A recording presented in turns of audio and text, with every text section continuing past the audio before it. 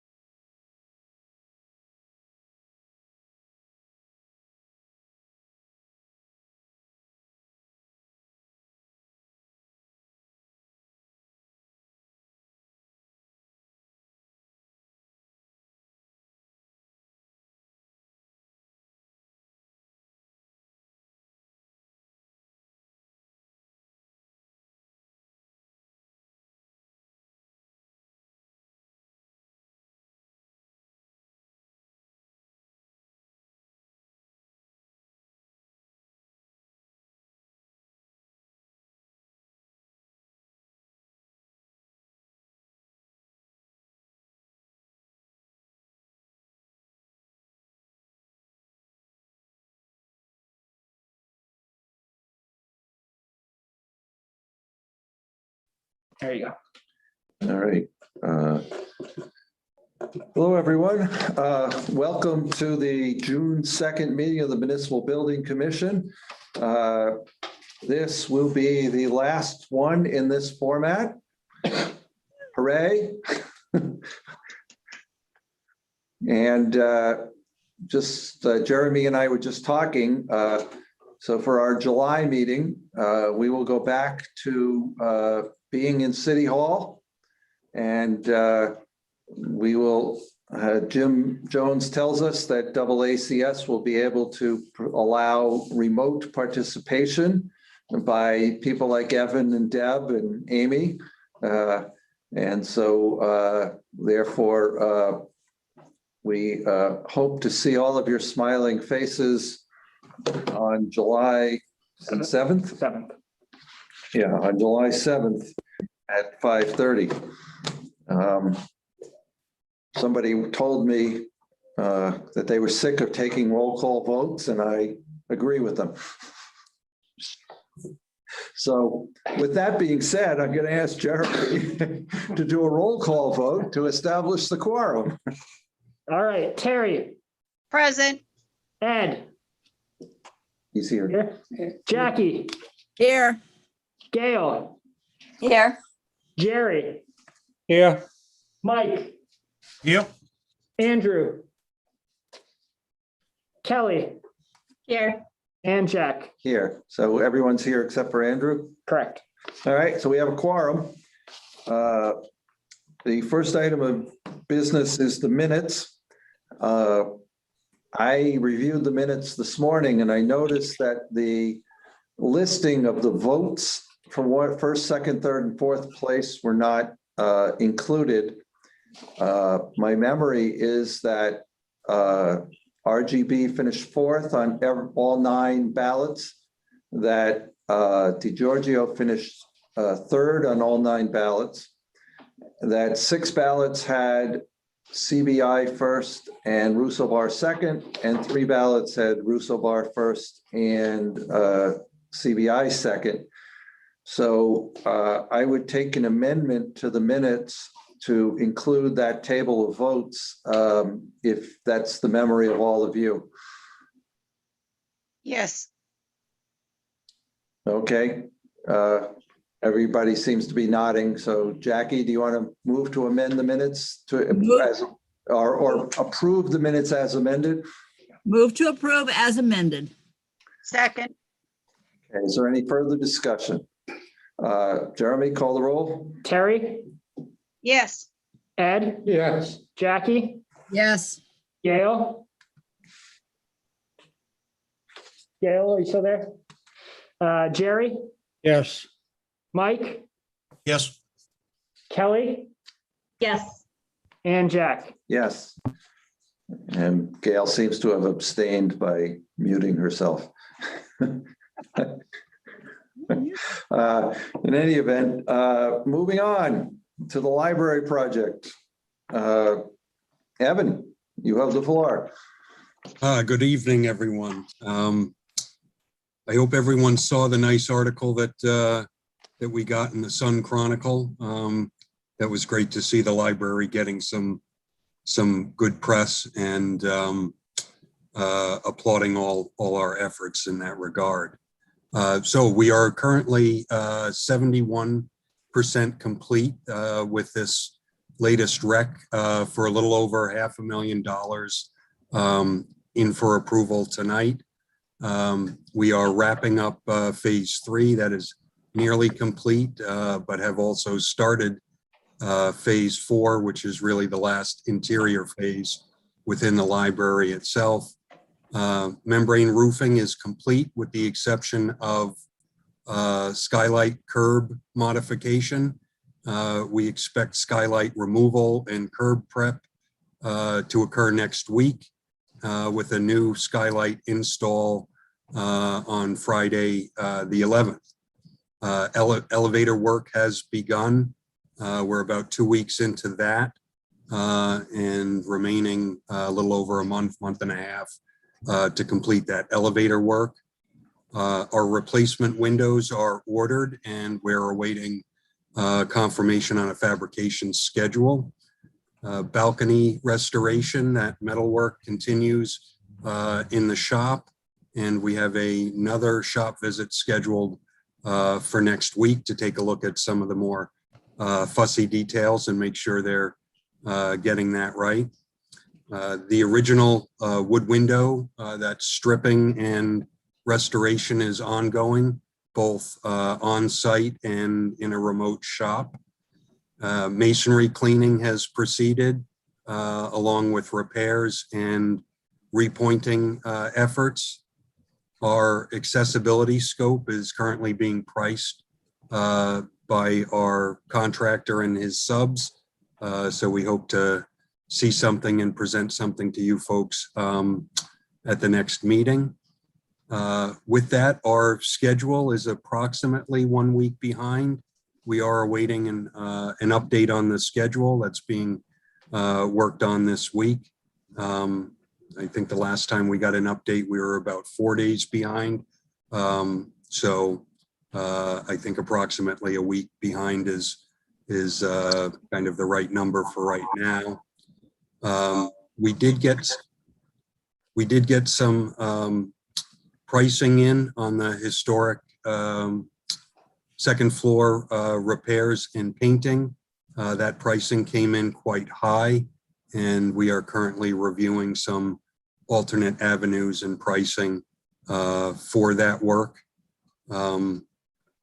The other thing of note, the architect typically submits some of their historic and kind of restoration and preservation projects to Preservation Massachusetts. So I believe that next year BH&A will be actually submitting the library project for recognition by Preservation Massachusetts. So that all sounds great, and hopefully we can get that submitted and recognized. We have no formal change orders for you this month. Actually, back to the progress. Let me see if I can't share my screen and share some project photos with you folks. So what we're looking at is one of the lower roof sections that's new membrane roofing, along with our copper subcap and thimbles, and then these stone caps get placed on top of that. The little close-up of what those thimbles look like. These are, in fact, receivers that pin those stone caps to that parapet section for a safe and waterproof installation. Is that on the historic building where we're looking at? No, actually, this is the addition portion at both the north and south parts. There's a lower roof at the third floor. As you know, we have 4 floors at the library. So this was done on either side of these lower roofs. So if you'll recall, the main upper roof section, that membrane roof, is, I think, within 5 years old and was in good shape. So we did not replace that. However, these lower roofs were in poor shape, needed complete membrane stripped to the deck and replacement there, as well as dealing with and addressing this cap flashing and the cap stone details. So this is actually at the 93 edition. Okay. Also with that is the, this is now the historic section. This is the second floor. And this is some of the painting and crack repair work that they tried to get an idea for giving us some pricing, which was quite significant. So we're going an alternate path there. But these are some photos of that. Now we get to the older building section. You'll see the slate roof, the copper above, and then the cornice work below that has been stripped and repaired and ready for some painting. Here you can see an upper section. This is right underneath that cornice area where the repointing has been started. And they start by removing mortar from the existing joints before that then gets replaced with new mortar. You can kind of see that better here. Then we're back to the interior. This is the 4th floor corridor. The ceilings have all been replaced. We still have some carpet protection there. And then this is the 4th floor staff area that has been, with the exception of some plastic around some of the HVAC units, all that furniture and whatnot, we're kind of back and ready for business kind of once the elevator's repaired there.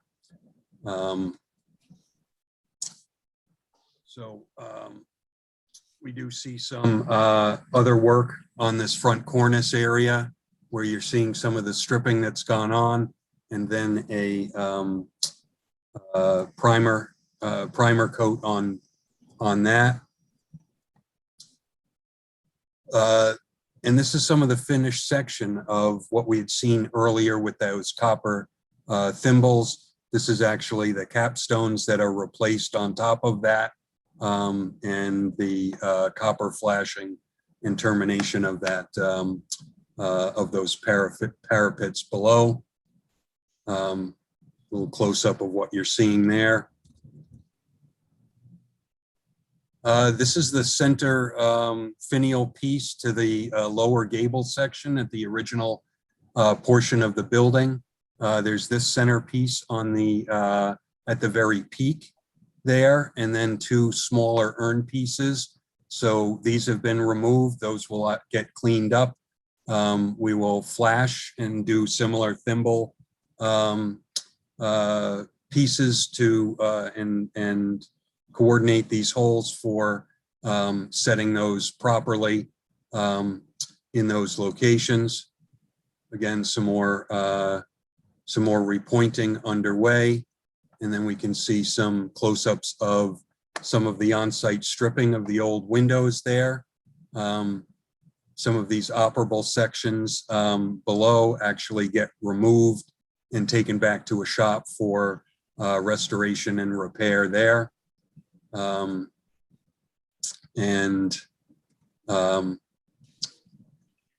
This is that gable peak where that larger kind of feathered stone structure will actually sit. And these are the kind of right and left hand sides you can see with the thimbles there for the smaller stone urn pieces. And then again, back up to some cornice work for progress with some of that painting. Shows you how dramatic the difference is between the before and after if you go back one. Oh yeah, absolutely. And in fact, if I remember right, as you're going north on North Main Street, you can really see that area right there now. It really stands out. It does. It does. It looks quite good. And I have a picture of two at the end with that all finished painted. This is a shot of some of this phase 3 work that we are trying to finish up. These are the smaller new HVAC units that we've done some modifications to address the larger footprint of the older units and trying to integrate that into our new installation. And then this is just kind of open ceiling, and you can see a lot of the piping to some of these other HVAC units. This is in the children's room on the first floor. And then we are actually getting to some of that finished cornice piece and detail, which really looks quite good. Any questions relative to construction progress? Ed? Yeah, I have a question with regard to joining the copper flashing. What technique are you using to join it? Are they soldered together? Are they? What is the actual metal that they're using and flux that they use to join that? Yeah, so they use flux and solder to make any repairs they need to clean. If it's the newer stuff, that's all basically they do cleaning of those edges before they put the flux on and solder those. And then at the older section, there's a little more work involved in terms of trying to clean the old metal for any kind of repair work that goes on, any additional copper that's added. All of that gets soldered in to be watertight. Do they use torches or hot irons? A little of both, and it's a bit of an art. So watching these guys work is quite amazing. As you can imagine, the metal dissipates the heat very quickly. So you know, having experience doing that, really gets you the right kind of job. And Capeway seems to have a good crew for both the slate and the copper work that is a little bit of a dying art at this point. Thank you. Evan, I got a question. What exactly has to be done to the elevator? So there's it's a combination of some modernizations within the cab itself, and I believe some of the hall buttons, but that elevator has been problematic. Actually, we were the elevator subcontractor was scheduled to and did mobilize on Monday, May 17th. And on Friday, the Friday before, the elevator actually stopped functioning. So the library has been dealing with issues with keeping the elevator running and functioning for quite some time, which was largely the reason for spending the money to try to rectify that and to also do some modernization within the cab. So you'll see a new ceiling in there, I believe some new wall panels as well as flooring, and kind of behind the scenes, getting this back up to pretty much as good, if not better, than the day it was installed. Is any of the lift equipment being changed? I don't believe so. I think that a bunch of that really is just a lot of repair work. I think there are some controller and module pieces that are getting replaced with this overall modernization. It's kind of surprising that it's kind of a 2-month process. So there is quite a bit of work that is involved with the scope of work that we have here. Is this being done on a set price or is it T&M? No, that's part of our base bid price. So this is all part of the original construction contract. And Jerry, if you remember, originally there was no elevator work in the drawings. We then determined in consultation with the library that the elevator did need some repairs. So my memory is we went back and amended the loan authorization to allow the elevator repairs to be included. And then that was part of the design and part of the bid. So it was fully competitively bid. Okay, thank you. Yeah, that's right. We added it after the initial project started it, but before we actually went out to the construction bid. So your memory's right in that it was an add-on, but it was before Track was under agreement. So it's part of their contract. Anybody else have any other questions on Evan's update? Oh, yeah, Jack, I got a couple of questions, please. Sure, Mike. So Evan, first of all, thanks. You got your nice paper article. That's something to put on your refrigerator at home. You know what I mean? It's nice to see you guys get the recognition like that. Well deserved. A couple of questions. I'm just looking at some of the photos. I've been up on that roof before you guys started the work. Were any of the roof drains eliminated, or it just look? Maybe I was looking at a different section of roof a couple of years ago than what the photographs. It seemed like there was less drains, but maybe you were on the west side. I was on the east side. Yeah, no, my understanding is that we have not eliminated any drains in the roof or outlets, but have improved the overall flow. So for instance, in those lower third floor roof sections where we did re-roof that, those drain, I believe, to scuppers and downspouts and whatnot. So all of those were redone, and if anything, they're actually larger than the previous openings or outlets that were there. So yeah, we rarely reduce the number of drains whenever we kind of come across an existing roof. If anything, we usually end up adding, but those those lower roofs actually drain to scuppers and downspouts as opposed to internal roof drains themselves. All right, thank you. And my last question would be, I mean, you touched upon the replacement windows, and it seems like every vendor that I'm calling lately, there's a supply line holdback on everything. Do you have any anticipated time on that compared to what normally we would expect?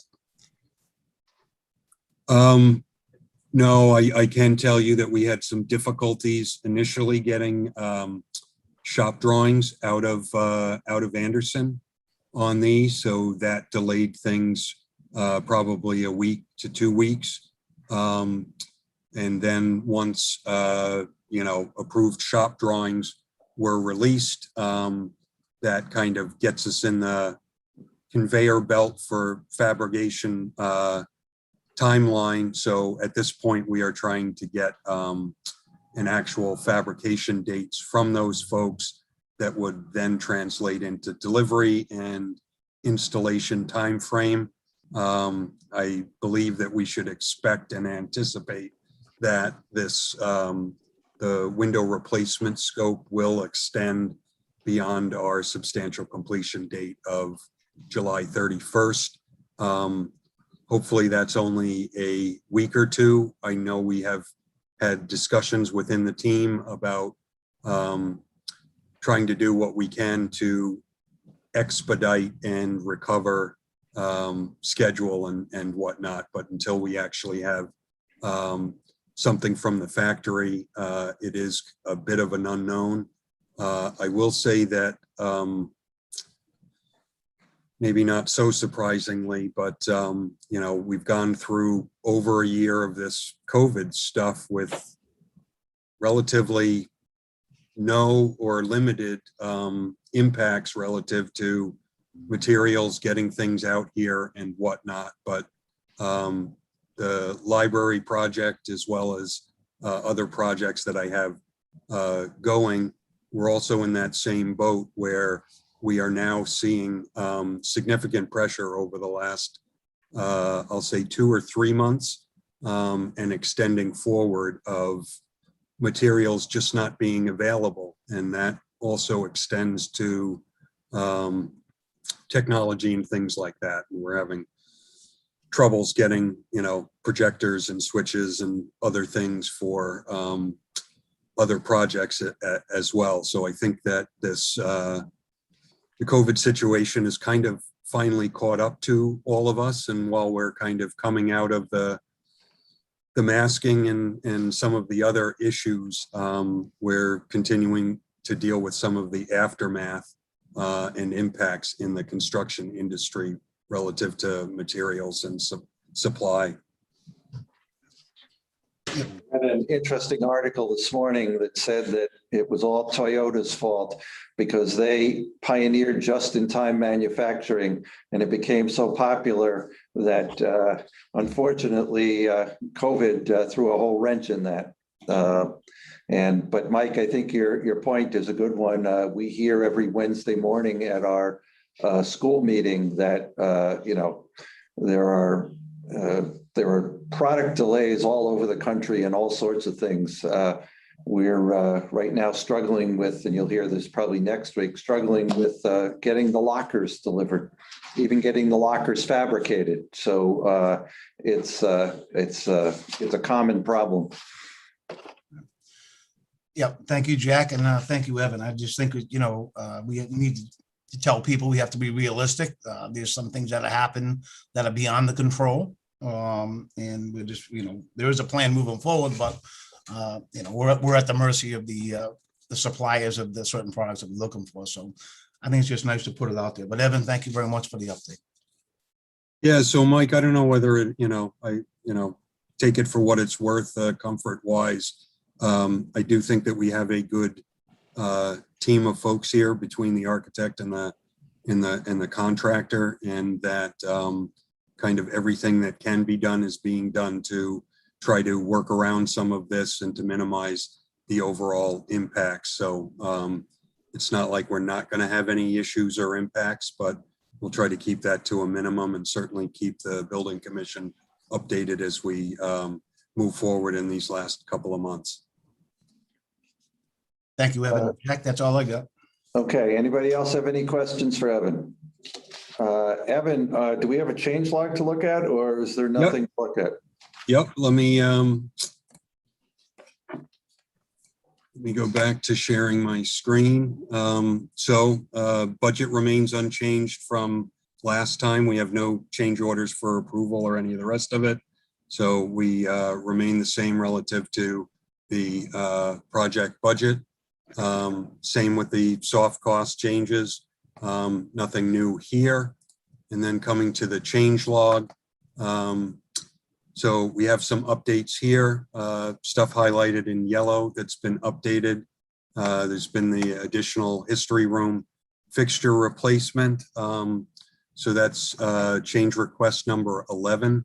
That's before you this evening for approval in the amount of $2,007.07. And that was, if I remember right, that was because the light fixtures that were specified were too low, correct? We needed something that was a little more snug to the ceiling. Yeah, and I believe that it was actually only one fixture, so we had to change that out in and of itself. The other one that's before you and also changed since last month, we had E-rate accommodations. This is the work associated with wireless access points and some of that through E-rate. And let's just be clear, that's something the library was undertaking on its own, but they needed some assistance from us in order to provide some electrical platforms. Was that it? Yeah, so that's largely 3 different electrical outlets and some plywood installation. I had a rough order of magnitude number of 20 grand. That's now been reduced to the actual number now that we know what accommodations were needed and whatnot. And so change request number 12, again, is before you for approval in the amount of $2,261.62 for that related E-rate work. And it certainly made sense to have the same electrician who was there in the building do what the library needed in order to undertake that project. So does anybody have any questions on the 2 of those? Hearing none, then you need a motion to approve the 2 of these, Evan? Yes, please. So moved. Second. Any discussion? Hearing none, Jeremy? All right, on CRs 11 and 12. And just to update the group, Gail Clark said she was having some microphone issues. She voted yes on the minutes, so she'll vote via text and I'll share that with you. All right, Terry, Yes. Ed, Yes. Jackie, Yes. Gail, are you back? Doesn't seem that way. Jerry, Yes. Mike, Yes. Kelly, Yes. Gail voted yes, and Jack. Yes, so that passes unanimously. Anything else that you need to update us on, Evan? No, I think we'll continue to plug along and hope that the next couple of months get us quickly to the finish. Okay, and Bob Barton is with us. Bob, do you have anything to add? No, sir. All going well. Evan's got it all under control. So really enjoying the project. He draws to order. Good.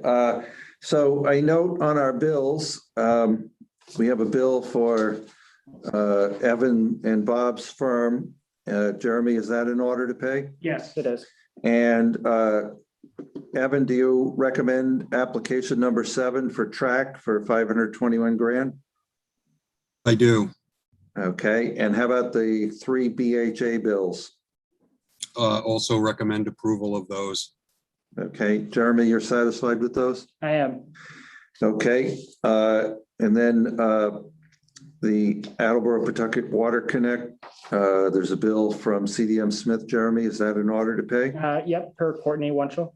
Okay, and finally, Mark Zawatsky has a bill for $1,185 for the fire department roofs. Is that in order to pay? It is. Okay, does anybody have any questions on the bills? Then a motion would be in order to approve them. Move to approve. second, Any discussion? Hearing none. Jeremy? Terry, yes, Ed, Yes, Jackie, Yes. Gail, Jerry, Yes.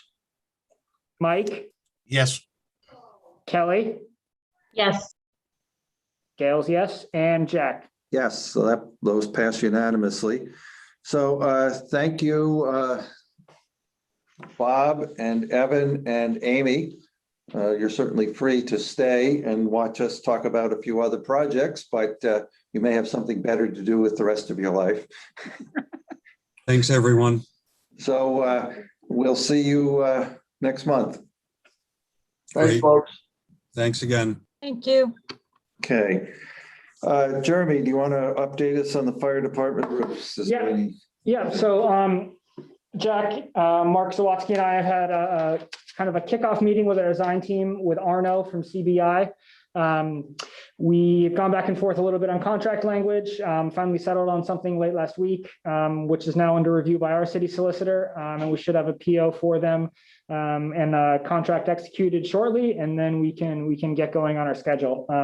Next month, I'll have some more substantive updates, but we're moving along with the designer. Yeah, their price was a bit higher than we had estimated. We were able to negotiate them down by about $4,600. And Jeremy and the mayor asked for the additional 15 grand that was needed. Yep. And that was approved by the council. So I think we're in a go mode on that. And hopefully we'll have some sort of a better update next month for us to sink our teeth into. You may have noticed that the mayor sent down to the council, excuse me, a request for $200,000 for us to start the feasibility study for the public safety building. We know we can't afford it anytime soon, but we don't know how much that will be. We don't know where the building should be. Jeremy and I met with the mayor and both chiefs, and the chiefs asked that as part of the feasibility study, that we do a needs assessment for each of their departments and a prediction as to what they would need in the future. So just as an example, we have 4 fire stations. Should we continue to have 4? Should we have 3? Should we have 2? Nobody's making any commitments or predictions about anything, but the assembled group thought that it was wise, if we're going to design a building and come up with the cost, that we look at the operations of those departments and try to predict where those operations would go in the foreseeable future. Because if history is a guide, the fire station was built just before 1900. The police station was abandoned by the Elks in the early to mid 80s. So the likelihood of us getting another public safety building in the 21st century is 0. This will be it. So therefore, we have to do our best to predict the needs and design a building that will serve the city for 75 years. So that's where we are on that. The city council will be taking that up. I have communicated with Richard Conti, chair of the committee that it's in, and he has suggested that we should have some further discussions perhaps in July after the budget, because obviously the budget takes up all of the city's council's time between now and the end of June. And what that means is that a free cash appropriation, which we wanted in June, and council asked us to kind of sharpen our pencil and presentation a little bit on it, because free cash won't be available until October. That means that any appropriation from free cash by the council, even if we discuss it over the summer, it can't happen until the fall. This is a years-long project and a years off in the future sort of construction. So I'm not too disheartened by a couple months delay, but I just wanted to update the council or update the commission that we'll be looking at more of a fall kickoff at its earliest. And of course, we would then do a designer selection and we would choose, I see our architect is just joining us. Jack, if I could speak for a minute about the feasibility study. Yeah, So in watching a council meeting the other night, it seemed there was a little bit of confusion amongst the city council of what an actual feasibility study entails. I mean, it seemed like they were kind of more hacking on the point about, we know we need these new things, so why are we doing a feasibility study? So I think we need to make sure that we express to them through Jeremy and yourself, or whatever avenue you prefer, exactly what a feasibility study entails. I think there's a little bit of confusion on that. And it's a lot more about just having a need for a new building. It's why we need that new building and all the other avenues that you discussed earlier. So I was just concerned the other night when I heard them talking about it. It seemed like they didn't want to spend money on something that they know we need. But I really don't think they totally understood what the feasibility study stands for. Yeah. I think you're absolutely right. And so that's why I reached out to Richard Conti, and I'm hoping to perhaps make an appearance before his committee, perhaps with Jeremy as well, so that we can outline to them what a feasibility study really is and how it will help us to engage in the planning process. But you're right, Mike. I mean, everybody knows that there's a need, but where it should be, which is driven by response times, and where and how much it would cost, and how big does it need to be, and what features are features that we need to build in for the future of those departments. I think we would be derelict in our duty if we didn't take that into account in coming up with a study. So you are correct, Mike. I don't know if Thank you, anybody Jack. else. Thank you, Jack. Just wanted to make that point, but I appreciate the feedback. Yeah. Anybody else have any comments or questions on that? Okay. Jeremy, Attleboro Pawtucket Water Interconnect. Yeah, so CDM Smith, this seems to be what we hit on every month, and that we are a little further behind than we had wanted to. So they completed their the redesign and the final design after our revisions to the project plans, which were numerous. And they will submit 100% contract documents to the water department. It was supposed to be last week. I haven't talked to Courtney. I'm not sure if it happened last week or not. But we should be getting sometime soon contract documents to be able to go out to bid, and then do that sometime in July. So more of the same. Wait and see, but we're getting closer. Anybody have any questions on that project? Yeah, Jack, quick question. I don't. Sure, Mike. Everybody getting sick of hearing me now. This just seems to be moving at a snail's pace. I mean, it's been talked about for, in my opinion, I think it's been talked about for 5 or 6 years. Is there a certain reason why this seems to be moving? I mean, we've completed numerous projects in this amount of time, and this one just seems to not be going anywhere. Is there any very specific reason why it seems to be moving at the pace that it's moving? Yeah, I think I can address that for you, Mike. The first thing is that, we've been discussing it for a long time, but the actual location changed. And there was the whole question of who actually owned the location that was going to be chosen. So if you remember, we ended up having to get plans drawn, go back to the city council, have them accept Crown Street as a public way, and then they had to abandon Crown Street or discontinue it as a public way. And so we had to do all of those things before we could actually have a site. Originally, they were thinking about perhaps putting it over a little bit to the east on land that where the former Cumberland Engineering was. Then there was the thought that David Burke, who owns the Cumberland Engineering site, actually owned that triangle. So I have to say that and I don't mean this as a criticism, but it was only when this body really became intimately involved in it that it started to move forward. And so that's what happened. I will also tell you that the frustration on my part, and I think I can say on Jeremy's part and Courtney's part with CDM Smith, is palpable.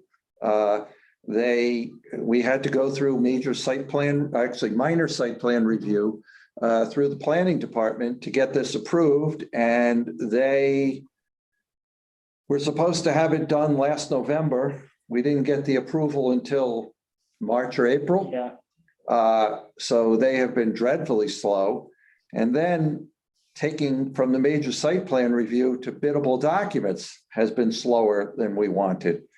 So I would say that I want to be careful what I have to say here, but if somebody called me for a recommendation for CDM Smith might not be happy with my recommendation. First, thank you, Jack. I mean, I do remember the Crown Street fiasco. I mean, I worked on that with Barry when I first came aboard. So I just think it's important for the whole commission to know, what's been going on. So that way, with somebody to ask why this thing has been 5 years in the making, it's really a kind of a simpler project, if you will. At least we have some type of explanation to people about that. So I do appreciate you explaining that, and they wouldn't want to be calling me for a recommendation either. That's for sure.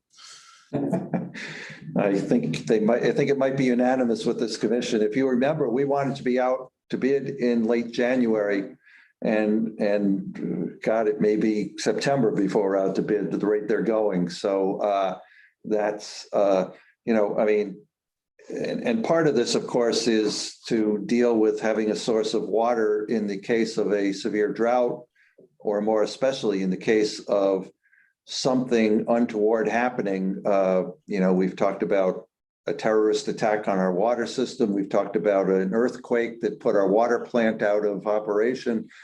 So, time is important because you never know when one of those things is going to happen. Of course, on the other hand, one of my friends, was sick of power outages. And so he put in a generator at his house, and the power has not gone out since he installed it. So I guess that's Murphy's Law.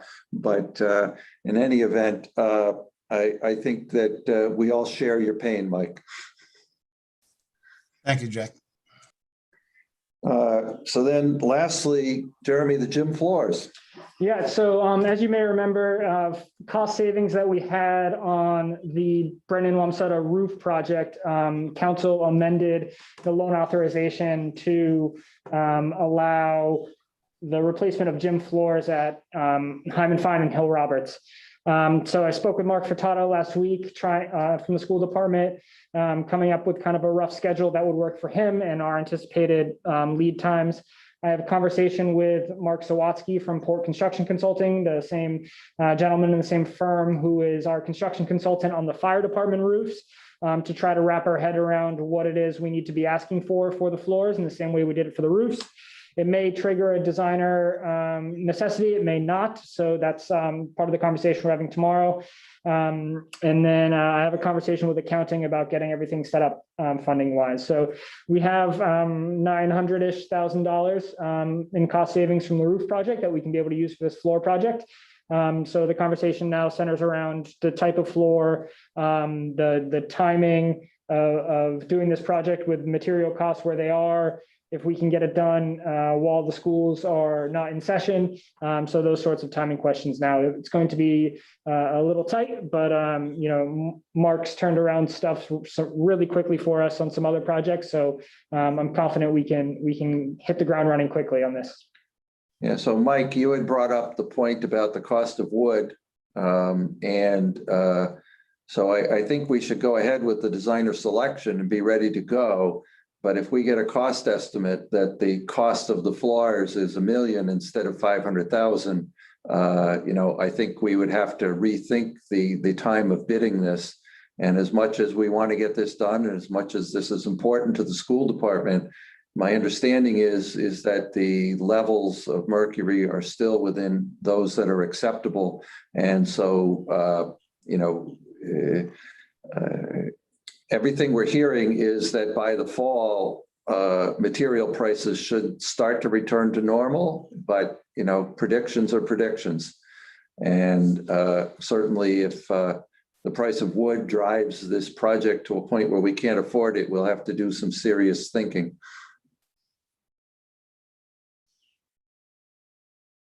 So did I anticipate your question, Mike? Well, first of all, I'm glad to see this project taken off. This has been long overdue. I just want to, this is the natural hardwood flooring it's going to be replaced with, right? Not that god awful all-purpose rubber flooring. Yes, our intention is for not a composite floor, but a wood floor in each school. Okay. Thank you, Jack and Jeremy. Good job. I mean, I think this, like I said, this was long overdue and it's going to be a great asset to both of these schools. Absolutely. So therefore, did anybody have anything else they wish to bring up tonight? Or should we take a motion to adjourn and just remember that next Wednesday we'll be doing this same drill, but just as part of a larger group. And then on July 7th, we will be at City Hall. And July 14th, we'll be in the Zito room. So anybody have anything else? I got a question, Jack. Sure, Jerry. What's going on with the leak repair at the two schools? They're As I recall, there was no leak attributable to the project, right? right. They determined that, if my memory was that there was some water that got in through some bad pointing, that, as far as I know, it's been taken care of. Yeah, it has not reoccurred. Okay. Right, last I heard, they're on exploratory. But and I'm just going back in my memory now a month or two, but if you remember, we had talked, we were going to perhaps enter into an amendment with Russo Bar, and then Russo Bar appeared before us and said that they had done the exploratory and could find nothing wrong, and that and then Mark Furtado appeared and said that yes, nothing was wrong. So I guess I suspect we would have heard about it, you know, with all this rain over the weekend if something had occurred, and we didn't. So I guess no news is good news. Yeah, I was just going to say that. Great minds think alike. All right, so should we adjourn at 6:20? Move to adjourn. Second. Jeremy? Terry, Yes. Ed, Yes. Jackie, Yes. Gail, doesn't matter. Jerry, Yes. Mike, Yes. Andrew, He's not here. oh, right, Kelly, Yes. Gail's yes, and Jack. Yes, we are adjourned. Thank you, everyone. Thank Aye. you.